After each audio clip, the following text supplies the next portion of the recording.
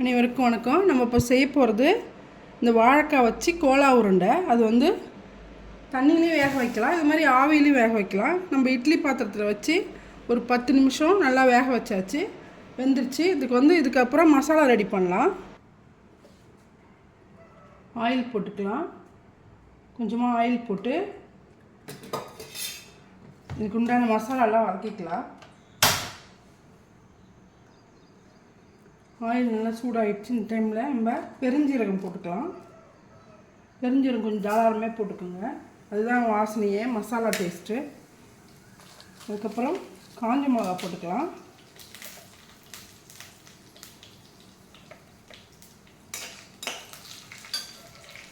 சின்ன வெங்காயம் போட்டுக்கலாம், ஒரு கைப்பிடி அளவுக்கு. கோலா உருண்டைக்கு இதுதான் மசாலா. பூண்டு ஒரு 4 பல், இஞ்சி ஒரு 2 துண்டு, பச்சை மிளகா 2 போட்டுக்கோங்க. நல்லா வதங்கட்டும்.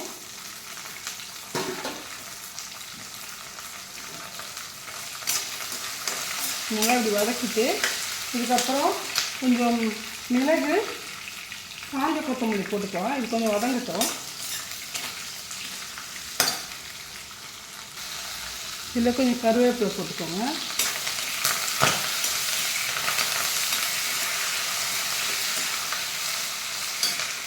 ஒரு ஸ்பூன் அளவுக்கு தனியா, கொத்தமல்லி, காஞ்ச கொத்தமல்லி, ஒரு அரை ஸ்பூன் அளவுக்கு மிளகு, பாருங்கள் மிளகு இதெல்லாம் போட்டுக்கலாம். அதிலே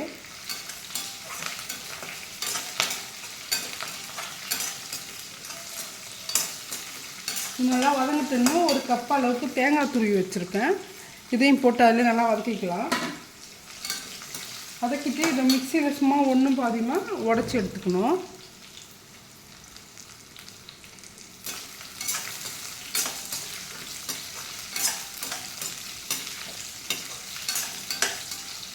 நம்ம ஆவியில் வேக வச்ச வாழைக்காவை தோல் உரிச்சிட்டு நல்லா மேஷ் பண்ணி வச்சுக்கலாம். இது வதக்கிட்டு இதில் க்ரஷ் பண்ணி அதையும் போட்டு பொட்டுக்கடலை பொடி பாருங்கள், அது ஒரு 4 ஸ்பூன் அளவு, 3 ஸ்பூன் அளவுக்கு எவ்வளோ தேவையோ அந்த அளவுக்கு போட்டு நல்லா பிசைஞ்சு பாலாக ஆக்கிக்கணும். இந்த மசாலாவுக்கு தேவையான உப்பு கொஞ்சமாக போட்டுக்கோங்க, அதுக்கப்புறம் அதுக்கு போட்டுக்கலாம்.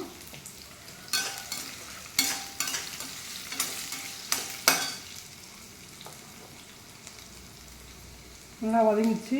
இந்த தேங்காயும் போட்டுக்கலாம்.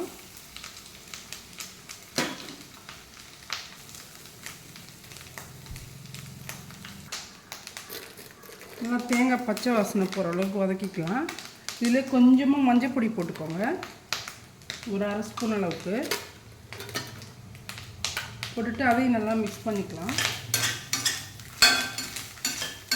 இந்த டைமில் மல்லித்தழை இருந்தால் போட்டுக்கலாம். இப்போ மல்லித்தழை இல்லைன்றதால நம்ம கருவேப்பிலையோடு நிறுத்திட்டோம்.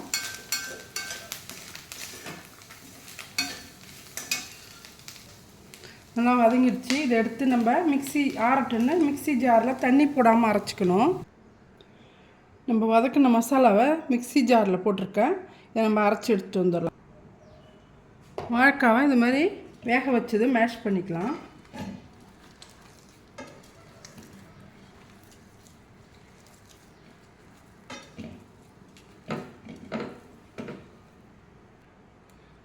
நம்ம அரைச்சி வச்சுருக்கிற மசாலாவும் இதில் போட்டுக்கலாம். வெங்காயம், தேங்காய், சின்ன வெங்காயம், பூண்டுலாம் போட்டிருக்கோம் பாருங்கள், அந்த மசாலா இது. தண்ணி போடக்கூடாது, அப்படியே ஒன்றும் பாதியமாக அரைச்சி கொஞ்சம் கோர்ஸாக இருந்தால் நல்லாயிருக்கும், நைஸாக இருக்கக்கூடாது. இதையும் போட்டுட்டு இது கூட பொட்டுக்கடலை மாவு போட்டுக்கலாம்.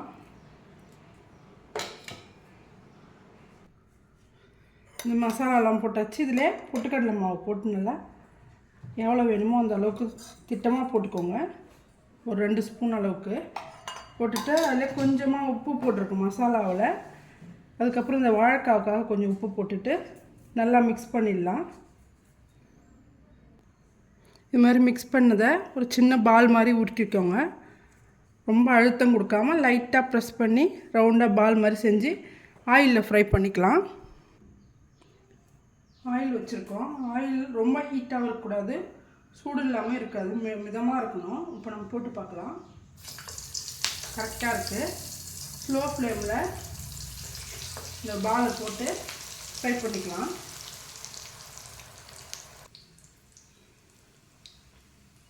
பாருங்கள் நல்லா வந்துடுச்சு.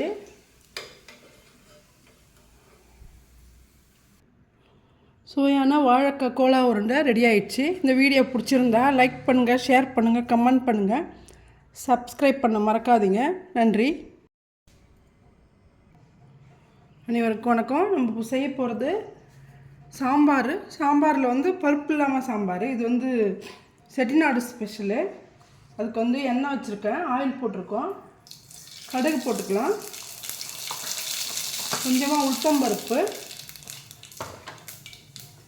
பட்டை, லவங்கம், கல்பாசி போட்டுக்கலாம்.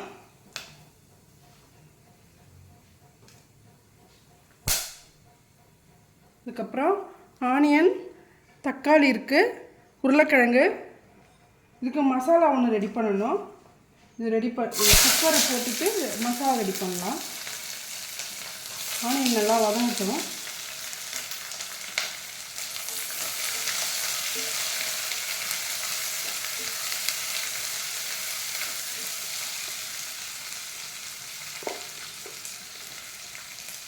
நல்லா பெரிய வெங்காயமாக இருந்தால் ஒரு 3 போட்டுக்கோங்க, சின்னதாக இருந்தால் ஒரு 5 போட்டுக்கலாம். இது ஆனியன் தக்காளி தான் கொஞ்சம் அதிகமாக தேவைப்படும்.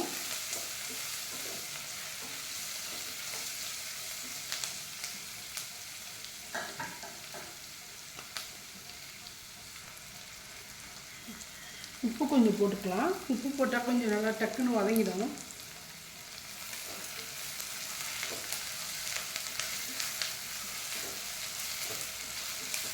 ஒரு பச்சை மிளகா,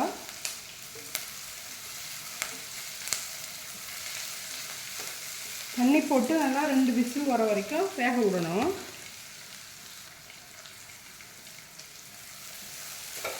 நல்லா வதங்கிடுச்சு. இந்த டைமில் நம்ம தக்காளி, உருளைக்கிழங்கு போட்டுக்கலாம்.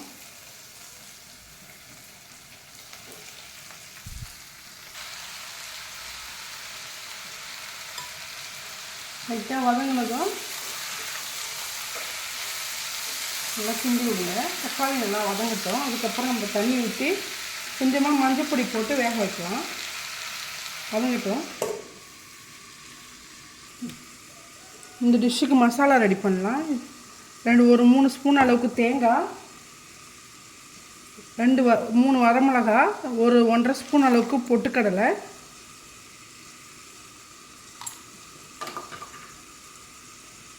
பெருஞ்சீரகம், கசகசா, இது எல்லாத்தையும் போட்டு நல்லா நைஸாக தண்ணி விட்டு அரைச்சிக்கணும். பாருங்க நல்லா எல்லாமே வதங்கிடுச்சு. இந்த டைமில் நம்ம ஒரு கிளாஸ் அளவுக்கு தண்ணி ஊற்றிக்கலாம். ஊற்றிட்டு கொஞ்சமாக மஞ்சள் பொடி போட்டு 2 விசில் விடலாம் குக்கரில். எல்லாமே வெந்து போயிடும். தக்காளி, வெங்காயம்.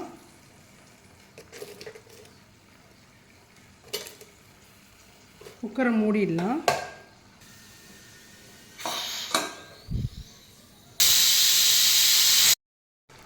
நம்ம அரைச்ச மசாலாவை இதில் ஊற்றிடலாம். ஊற்றிட்டு வேணுன்ற அளவுக்கு நமக்கு எவ்வளோ டேஸ்ட்டுக்கு தேவையான உப்பு போட்டுக்கலாம். ஏற்கனவே கொஞ்சம் போட்டிருக்கோம். இந்த மசாலா நல்லா கொதித்து வரணும். கொதித்து இந்த குழம்பு மாதிரி நல்லா திக்காகிடும். இட்லி, சப்பாத்தி எதுக்கு வேணாலும் இது சைட் டிஷ்ஷாக வச்சுக்கலாம். சாம்பார் நல்லா ரெடி ஆகிடுச்சு பாருங்கள். பருப்பு இல்லாமல் சுவையான வெங்காயம், தக்காளி, கோஸுன்னுவாங்க. இது செட்டிநாடு ஸ்பெஷலு. இந்த வீடியோ பிடிச்சிருந்தா லைக் பண்ணுங்கள், ஷேர் பண்ணுங்கள், கமெண்ட் பண்ணுங்கள், சப்ஸ்கிரைப் பண்ண மறக்காதீங்க. நன்றி.